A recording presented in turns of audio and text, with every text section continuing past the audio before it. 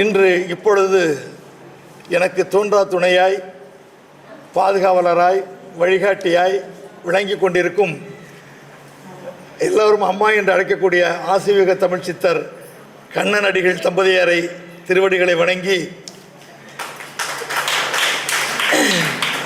இந்த சித்தர் தரிசனம் என்பது நீங்கள்லாம் கொடுத்து வைத்தவர்கள். மிக எளிமையாக இவற்றையெல்லாம் இன்று நாம் தரிசித்து விட்டு வந்து விட்டோம்.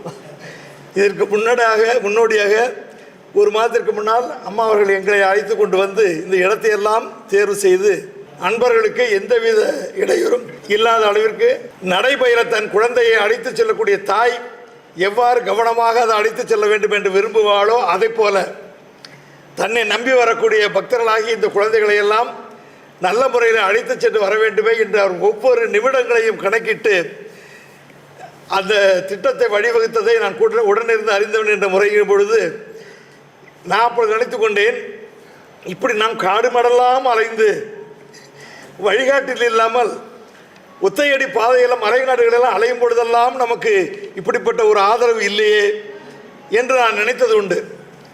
இப்படி நான் நினைக்கும் பொழுதெல்லாம் எனக்கு பல சம்பவங்கள் இப்பொழுது சொல்வதற்கு நேரம் இல்லை. அம்மா அவர்களுக்கு அதெல்லாம் தெரியும். எந்த வடிவிலாவது சித்தர்களோ மற்றும் அதுக்கு சம்பந்தப்பட்ட உதவிகளோ எனக்கு வந்து சேர்ந்து கொண்டு இருக்கும்.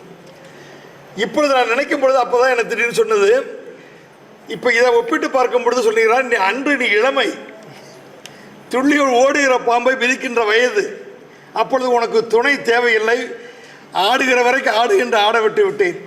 இப்பொழுது ஆடி அடங்கு வாழ்க்கை என்று ஓய்ந்திருக்கக்கூடிய நேரங்களில் உனக்கு ஒரு ஊன்றுகோல் தேவை. இன்றைக்கு அந்த ஊன்றுகோல் தான் உன்னை வழி நடத்துவதற்கு நேரடியாகவே அம்மாவை உனக்கு அனுப்பியிருக்கிறேன் என்று சித்தர்கள் சொன்னார். நான் முன்பே சொல்லியிருக்கிறேன், எனது இல்லத்திலிருந்து இப்படி தூரத்தில் ஒரு சில கிலோமீட்டர் தூரத்தில் அம்மா இருக்கிறார்கள்.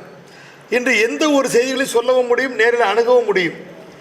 அது என்னுடைய அந்த முதுமை காலத்தில் எனக்கு நேரடியாகவே அருகிலிருந்து உதவுவதற்காக இறைவன் அனுப்பியிருக்கிறான் இந்த சித்தர் உருவத்தில். அப்படிப்பட்ட சித்தர் உங்களுக்கு எல்லாருக்கும் நான் பார்க்கும்போது நினைத்தேன், இப்போ தான் நினைத்து பார்த்ததுக்கு தான் இந்த உணர்வு வந்தது. நாம் இப்படி அலையும் பொழுதெல்லாம் ஒருத்தர் வரவில்லையே, இன்று அம்மா தன்னுடைய குழந்தைகள் எல்லாம் இவர் பக்குவமாக அழைத்து கொண்டு வந்திருக்கிறார் என்று நினைக்கும் பொழுது எனக்கு இந்த எண்ணங்களை அவர் தோற்றுவித்தார். அன்றைக்கு இருந்த சூழ்நிலை வேறு, இன்றைக்கும் உனக்கு அந்த உதவிகள் கிடைத்து கொண்டிருக்கின்றன என்று சொன்னார். அப்படி இருக்கும் பொழுதெல்லாம் எனக்கு இந்த சித்தர்களை பற்றிய வரலாறுகளோடு இப்போ சுருக்கமாகத்தான் சொல்லப் போகிறேன். ஏனென்று சொன்னால், நான் முதல் சித்தர்களை பற்றி வழிபட தொடங்கும் பொழுது, சித்தர் வழியில் சென்றால் நன்றாக இருக்குமே என்று சொல்லும் பொழுது என்னுடைய பேராசிரியர் டாக்டர் சுந்தரமூர்த்தி அவர்களிடம் கேட்டேன், ஐயா இதையெல்லாம் வெளிப்படுத்தி 100ஆக எழுதலாமா என்று கேட்கும் பொழுது, ஆரம்ப காலத்தில் அவர் அவசரப்பட வேண்டாம், பெரிய புராணத்தில் சேக்கிழார் பெருமான் சொல்லியிருக்கிறார், அருளுடையார் திறம் விளம்பும் திறத்ததென்று என்று சொல்லியிருக்கிறார், அவற்றெல்லாம் வெளியில் சொல்லலாமா என்று யோசித்து பார்த்து சொல்லிவிட்டு விட்டார். அதன் பின்னால் பல ஆண்டுகள் கழித்து எப்படி எழுதிய தீர்வது என்ற முடிவோடு நான் திரு பரணிதரன் அவர்களை சென்று சந்தித்தேன்.